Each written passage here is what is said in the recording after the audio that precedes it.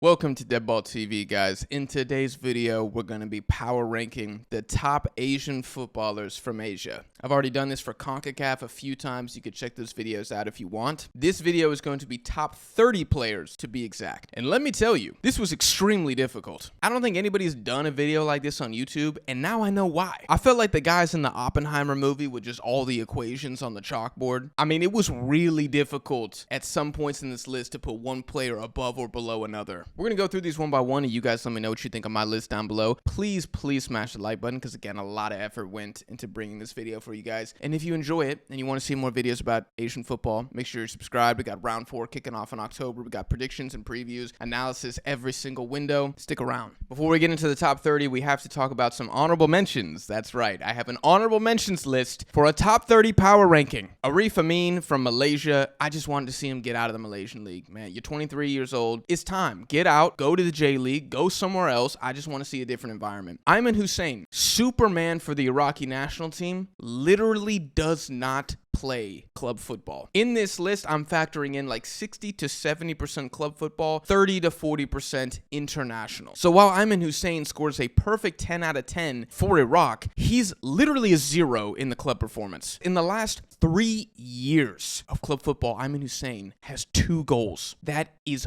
awful. I'm sure injuries play a part. I'm sure he got into some scuffle and was unfairly treated by a manager. I don't care. It is what it is. You're not making the top 30. Iraqis are furious already. It's fine. We're going to keep it moving. Jordan Boss. Just want to see more minutes at Feyenoord. I think he had a very good first leg against Fenerbahce and a very bad second leg against Fenerbahce. We're going to see what happens there. Alessandro Socati, same thing. Just want to see him recover from the injury and get more minutes. Yazan Al-Arab, I think he's very good for FC Seoul in the K-League. I would like to see them qualify for the Asian Champions League. I'm not sure if that's ever going to happen, but I do want to see him in a different club environment. And lastly, Kaishu Sano, get minutes for the Japanese national team. He does not play for Japan. I don't care that he's so good in the Bundesliga. He's not a relevant figure to the Samurai Blue. And by the definition of my video, he would score close to a 0 in the international metric. So relax. I know a lot of y'all love Sano, but until he plays for Japan, he's not making the list. At number 30, I have Calvin Verdonk from Indonesia. This guy was arguably Indonesia's best player in round 3 of qualifying, and for his club in the Netherlands, he's the definition of a dog. In fact, Verdonk is always the definition of a dog. Great two-way fullback. Defensively, he is a beast. The only thing for me that I need to see for Verdonk for him to go up is he's never, to my knowledge, played any Conference League, Europa League, Champions League football. His club is kind of like a middling club in the Eredivisie. I would like to see him in some sort of European competition. And I would also like to see him do a bit better for Indonesia against the better national teams, because I can remember specifically in the game against Japan, he got completely sauced. And the rest of the games in round 3, he wasn't really marking anybody that was offensively that adept. Now that Indonesia's in round 4, he will have tougher assignments. I want to see how he does. He locks it down, he'll move up. At 29th, I have Hidemasa Morita, who is a crazy slept-on midfielder. Some will say, myself included, because I have him 29th in a list of players from Asia, but hear me out. I think Morita is one of those difficult players for me to gauge because he plays for Sporting. He's good for like 6 to 8 GA per season, so I mainly watch him in the Champions League, and he's good sometimes. It's tough to measure because Sporting aren't supposed to really do much in the Champions League. Like, they're not supposed to get grouped in the group phase, but they're not supposed to make a semifinal. So by Morita doing okay in the Champions League for a team that should do okay in the competition, I don't know what that means. Is he doing really well relatively? I'm not sure. Morita's still in his prime. He's like 30 years old. For Japan, he can sometimes be the best midfielder, even eclipsing Wataru Endo. I just want to see a couple good UCL performances, and then I'll bump him up even further. Does have a bit of a injury history, especially last season. At 28th, I have Yazan Al-Naimat from Jordan, one of the sauciest players in all of Asia. I know that the club stats aren't there. I mean, at least there's something there, unlike Ayman Hussein, where there's literally a goose egg. He got me 5 GA in 10 games in the Qatari Stars League last season. If you look at his resume all time in the Qatari Stars League, I think he's got like 17 and 17 and 50, so still a pretty good overall goal output. Again, Ayman Hussein, 2 goals in 3 years. However, I would make the argument that Yazan is just as good, if not better, than Ayman Hussein at the national team level. Y'all gotta buckle up before I say this out loud. Since 2024,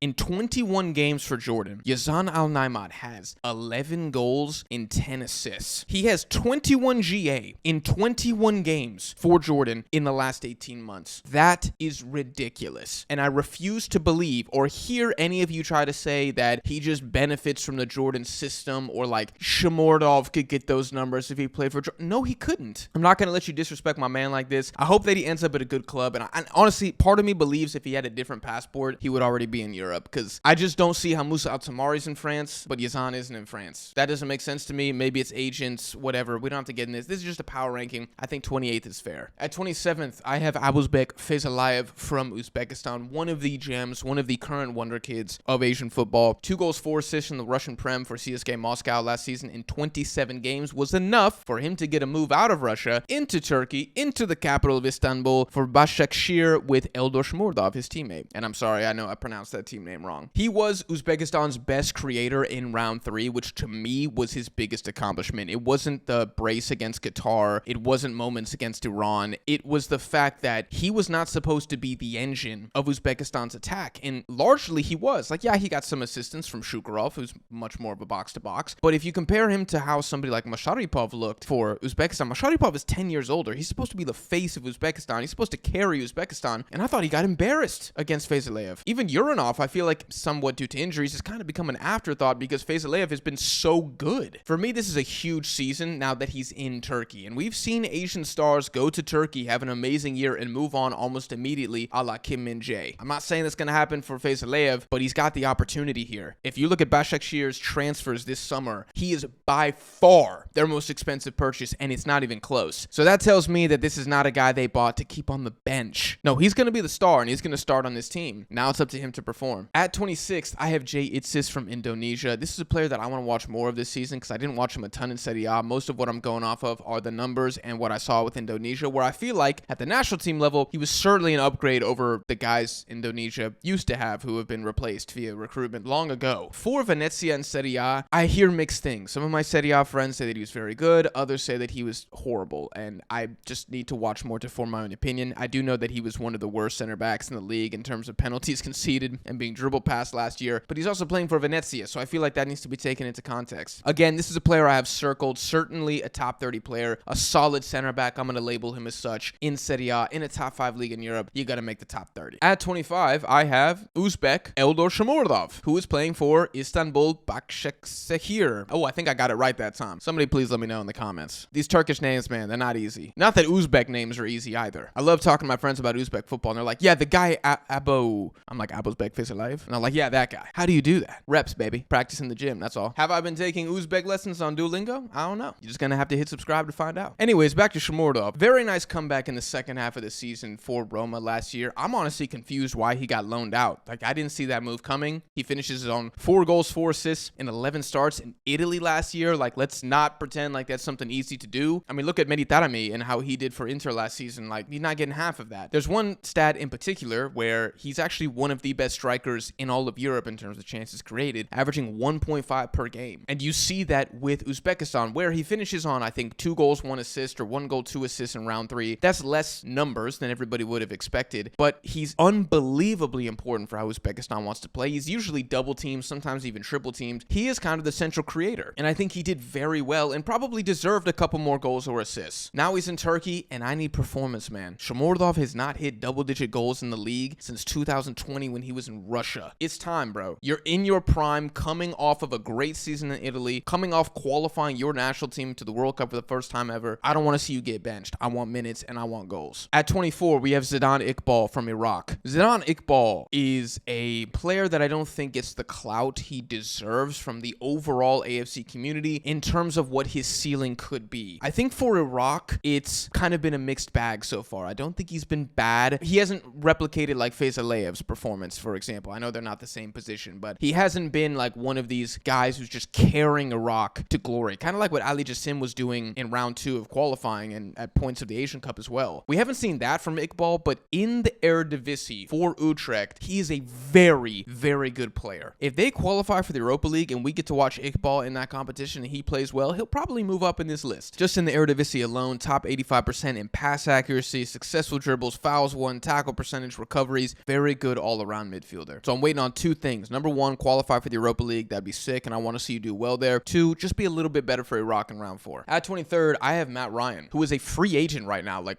what the hell? My guy went to France on a 6-month contract, did really, really well, and I guess nobody wants him anymore, on top of being really good for Australia in qualifying too. I mean, he lost his spot to Joe Gauchi and then took that thing back. And if I'm looking at the numbers inside Ligue 1, he was 8th in France in terms of goals prevented, again, playing half the season, and he was 6th in save percentage. So I think on aggregate, it's fair to say he was a top 7 goalkeeper in France. We'll just call it that. Now you can get him without paying a transfer fee, and he's still without a club. Why has Matt Ryan not been signed yet? I think it was a great redemption in the first part of 2025 for Matt Ryan. I think he's a great goalkeeper. Is he the best in Asia right now? Certainly top 3, top 2, I would even say. I think 23rd is fair. In 22nd, I have Keito Nakamura from Reims and Japan. Good offensive player for a god-awful French team. It was honestly a Junya Ito, Keito Nakamura carry job for Reims last season. I watched more games than I'm comfortable admitting because I am a bit of a Japanese player simp. And let me tell you, this team was booty cheeks. Was Nakamura amazing? Well, if you look at the goals scored, the fact that he got 11 is in the 95th percentile of all left wingers in Europe's top 5 leagues. So that was pretty good. He also had 30 successful dribbles, which was in the 78th percentile of all eligible left wingers. But here's the problem with Nakamura. Everything else, including chance creation, he's not very good. Nakamura is like a ball-dominant, like overly aggressive take-on merchant who's got a good shot, but he can't pass very well. His defensive stats are horrendous. Part of this is circumstantial because his team is terrible, but if Junya Ito's doing it on the other side, surely Nakamura can too. Also in round 3, I think he had a very good cameo against Australia in the 1-1 draw, but he didn't score or get an assist. And if you didn't score or get an assist for a Japan team that scored God knows how many goals, yeah, I don't know, like at least give me 2 GA. Was that too much to ask for? Apparently, yeah, he's a bit of a take-on merchant. I like Nakamura, but gotta improve his passing. And we'll see what he can do in France now that Junya Ito's gone to the Belgian league. At 21, I have Daichi Kamada. Another very good redemption arc in the AFC in the second half of the season. Started for Palace in the FA Cup where they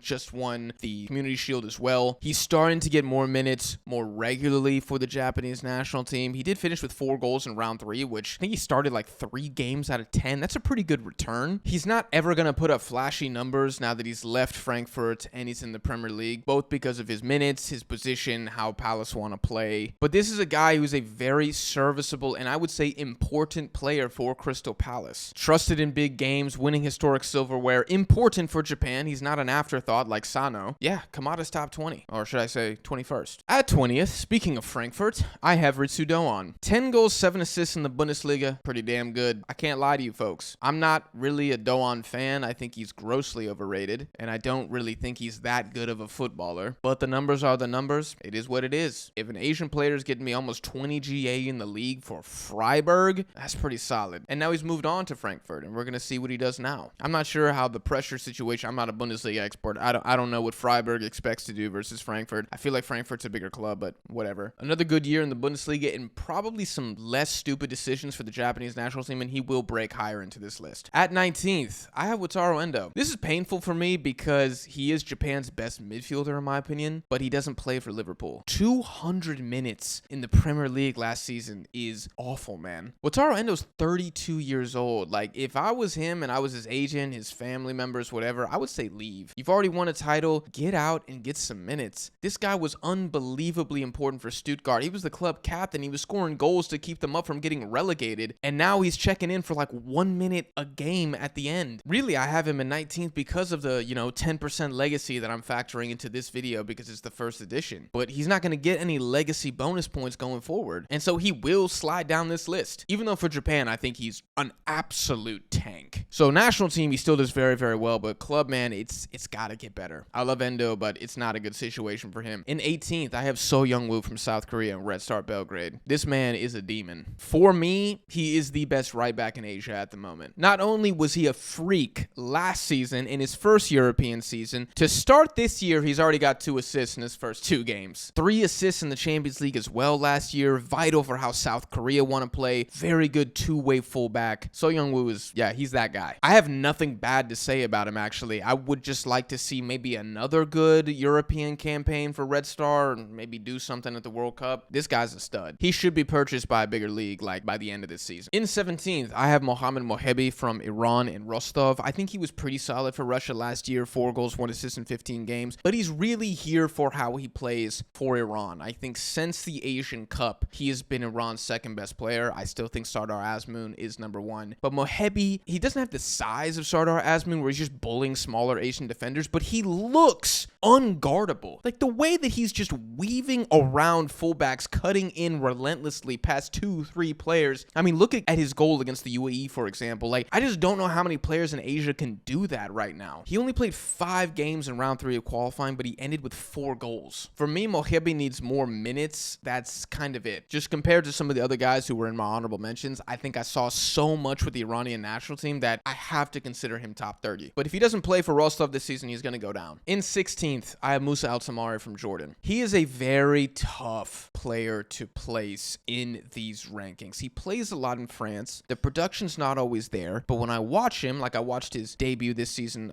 for Rennes against Marseille when they beat them, despite being down a man, I mean, he was good and he should have scored a goal, honestly. So he doesn't really have the numbers with club, but he does have the minutes. I do think he has the dribbles, the chances created are good. For Jordan, it wasn't amazing in round 3 that to the level that we all expected, but he's still the face of the national team. He's still the toughest defensive assignment for every other team. And I still think he did his thing as best he could, given that his club situation was a bit of a mess last year. So I'm going to put him at 16th, kind of because of legacy, also because he is very, very good for Jordan still, and he's playing in a good league, and he's a starter, but I want to see more for Rons this season. At 15th, I have Junya Ito from Japan. Y'all know I love Junya Ito. This is not a surprise. This is not a secret. He's now back at Genk, partially because he's 32 years old, but I think this is going to be one of the players in the history of Asian football where we look back and we're like, the biggest club he ever played for was Reims in France. To me, that is insane. I mean, look at somebody like Takumi Asano. If you don't think Junya Ito destroys Asano in literally every category except for maybe speed, maybe because Junya Ito's a speed demon as well, you're crazy and you don't know ball. But Asano's played in Germany, playing now for Mallorca. He's starting for Mallorca against Barcelona. He couldn't lace Junya Ito's boots. It is what it is. It's probably because he came over to Europe a bit late. Anyways, I digress. Despite playing for Reims last season, who were relegated, but then they weren't relegated because of something to do with finances, I don't really care. He led Ligue 1, all of France, in chances created. Let me say that again. For one of, if not the worst team in France, he created more chances than anybody else in the league. People will say, well, he only finished on 3 assists. His expected assists was 9. So if you're creating an expected 9 assists per season, but you only actually end up with 3, sounds like your teammates have a bit of a finishing problem. Maybe that's why y'all got relegated. Like, what more do you want a guy to do? For Japan as well, despite losing his starting spot since the Asian Cup with the whole scandal thing that I guess ended up being false, he finished with 1 goal and 6 assists in round 3 in 300 minutes played. That is a goal involvement every 43 minutes for Japan. That is ridiculous. For comparison, Takefusa Kubo had 9 goal involvements in 518 minutes, which means he averaged a goal involvement every 58 minutes. Kubo, who was probably Japan's best player, and Junya Ito averaged a goal involvement 30% more efficiently, you could say, than Kubo. For him to go back to Genk, what a move for Genk. I hope he cooks. I really do. At 14th, I have Salam El Dossari. This guy, again, similar to Musa Al-Tamari, very difficult for me to rank here. For the Saudi Pro League, he is the definition of unplayable. He is in the 85th percentile or better in literally every offensive category. Like, you can't find one where he struggles in. 15 goals, 15 assists in the league last year. I mean, he's putting up prime, like, John Stockton numbers in the Saudi Pro League for a team that's, you know, also competing in the Champions League, going to the Club World Cup. Like, this is not a scrub side. For Saudi Arabia, he's important. He's very important to how they want to play, and he does create a lot of their best chances, but he's the worst penalty kick taker in all of Asia and kind of directly responsible personally for Saudi Arabia even going to round 4 to begin with. So I didn't really know how to grade his national team performance. It wasn't good, I'll tell you that. Or I should say it wasn't productive. I feel like 14th is fair. If you guys want to make an argument, let me know in the comments. At 13th, I got a screamer from outside the box here. Wissam Ali from Palestine, and now the Columbus Crew. Top goal scorer in the Egyptian Prem in 2023. He was 4th the season before. 4 goals in round 3 of qualifying for Palestine. I think he was Palestine's best player. If you want to say it was Batats, or if you want to say it couldn't be Adam Qaid. He didn't get the minutes. It certainly wasn't Dubug. It was Wissam Ali. Now he's moving to the Columbus Crew after bagging a hat trick in a game at the Club World Cup. He's a freaking beast, and this is an insane pickup for Major League Soccer. My bold prediction for him is he's definitely going to be top 5 in goals scored. Probably not this season because he's coming in freaking what? How many games have already happened? 20 or something? I don't watch MLS, but Wissam Ali is a stud. And again, it's a crime that we're not going to see Palestine in round 4. I would have loved to have seen what he could do because he's just getting better and better for the national team. And he's getting better better and better at the club level too. At 12th, I have Zion Suzuki. I think it was a very strong debut season in Serie A. Was he a top 5 goalkeeper in Serie A? I'm not comfortable saying that, but this is a guy who at the Asian Cup, he was the most flamed, most dragged player in the tournament. You're lying to yourself if somebody else is mentioned. South Koreans will say it was Park Young-woo. Maybe, but Suzuki's errors were more apparent, more obvious because he was a goalkeeper. He was getting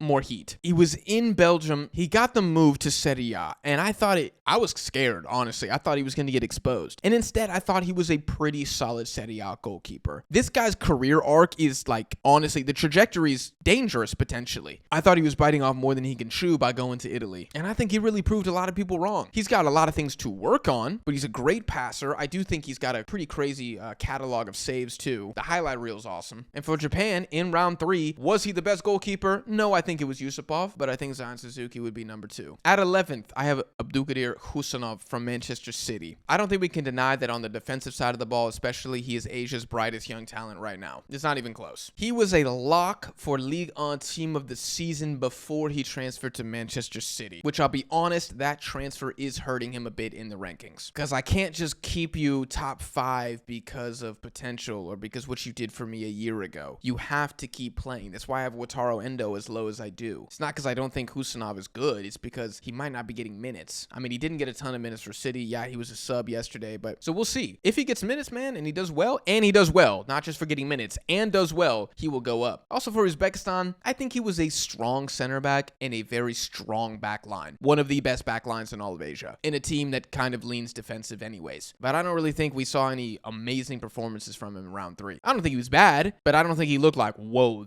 there's a reason Man City just bought that guy. Maybe like 1 or 2 moments, but that was all. 500 Premier League minutes last year. I want to see those go up. If they do, when Husanov performs, he'll break into the top 10. At 10th, I have Jackson Irvine from Australia. Y'all can be so mad in the comments. I don't care. Crazy slept on player. And I think he's Australia's best player. And again, Aussies will be furious. I don't care. If you look at what this man has done for Australia since, I'm going to even say since 2023, he's the most important midfielder easily. He's a CDM who's scoring goals somehow consistently for Australia. I don't even know how he's doing that. I think he has 10 goals in the last 2 years in the Bundesliga last year, man. Defensive beast. He's not the most creative guy, but he still somehow got 6 assists in the Bundesliga. He's getting more GA than some of your favorite wingers in the Bundesliga, in the Prem, in Italy. And he's a CDM. And he's the club captain. And he's got drip. I can't lie. All of that culminates in Jackson Irvine being top 10. Now, I do think he's injured for at least a little bit longer. I hope he comes back, and I hope he's his old self, because he's 32 years old. So, like, injuries at this point in his career are going to be kind of difficult, but Jackson Irvine, I think, deserves to be 10th. Moving on to number 9, I have Sardar Azmoun from Iran. I picked him in my AFC best 11, and I was roasted.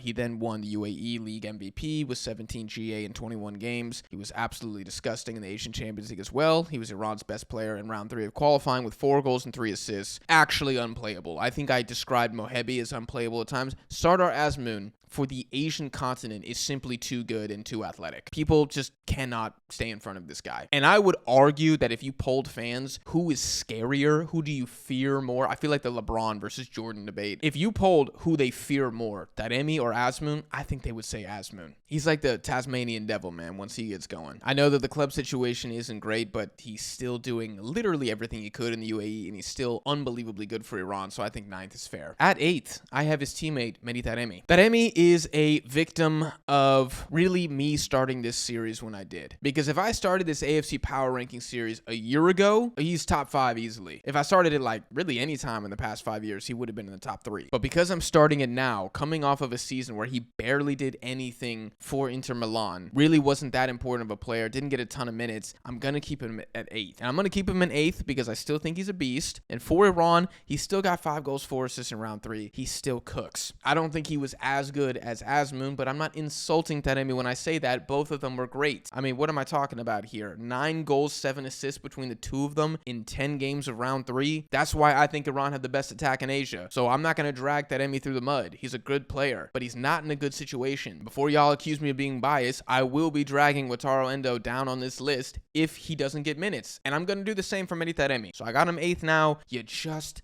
need to play, man. Go somewhere and play. You're in your prime. You don't have many years left. Go take advantage. In 7th, I have Hwang from South Korea. I'm pretty comfortable saying this right now. Hwang is the most underrated player in Asia. Even South Korean fans, I hope you guys now see how good this dude is, because he got dragged at the Asian Cup as well. I think everybody realizes now that it was largely Park Young-woo's fault being the worst 6 in maybe all of Asia. Hwang was basically having to be a one-man midfield. In round 3 of qualifying, man, he was so good for South Korea, both offensively and defensively. He's now gone to Feyenoord, where he's still doing really well. I watched him in the game against Fenerbahce when they lost 4-1. He was still a good player in that game. A total field general. He had 5 goals and assists in 20 games in the Eredivisie last season. I think he's got a little bit more to go in his development. I mean, one of the best midfielders in Asia. There's no argument. At 6th, I have Takefusa Kubo. Absolutely balled out for Japan in the qualifiers. I already read you the stats, but I'll say him again. 9 goal involvements in round 3. His stats for Sociedad aren't great. Now, if you watch DeadBall TV, I have a show called Lengua de la Liga where I cover La Liga with my homies on a regular basis. It's not Kubo's fault. Sociedad are completely dead offensively, and he basically is their entire focal point going forward. He created so many chances for them last season and didn't finish with a single assist. I don't know what his expected assists were. I'd be shocked if it wasn't at least 4 or 5. Just Sociedad have no striker, and Sergio Gomez is an okay left winger. Kubo's doing everything. He started La Liga this season with a goal against Valencia on match day 1. He is far better than what the numbers say, and he's doing it at the national team level too, so 6 is fair. Breaking into the top 5 here. Ooh, this is where things get scary. Kim Min-jae from Bayern Munich and South Korea. The haters can hate all they want. Kim Min-jae is still the best center back in Asia. It is not Husanov. Y'all gotta stop. Not yet. You're not gonna take the crown from my boy and disrespect him like that. What's hilarious to me is that people act like Kim Min-jae's season at Bayern Munich was the worst season we've seen from a center back ever. I haven't seen a player get dragged this much since, what was the guy's name who played for Arsenal? Like Mustafi or something? I just looked at a couple stats, right? Last season, Kim Min-jae was dribbled past 10 times in the Bundesliga, which is a very high number. It's scary. I guess he sucks. But I wanted to compare him to somebody else, somebody named Virgil van Dijk, who everyone said was hands down the best center back in the world last season, myself included, and he was dribbled past 9 times. Yes, he plays for Liverpool in a better league, but he also doesn't play in a suicidal high line. And he was dribbled past 1 less than Kim Min-jae. So I'm not saying that Kim Min-jae didn't make mistakes. He absolutely did. But we gotta stop acting like this is some historically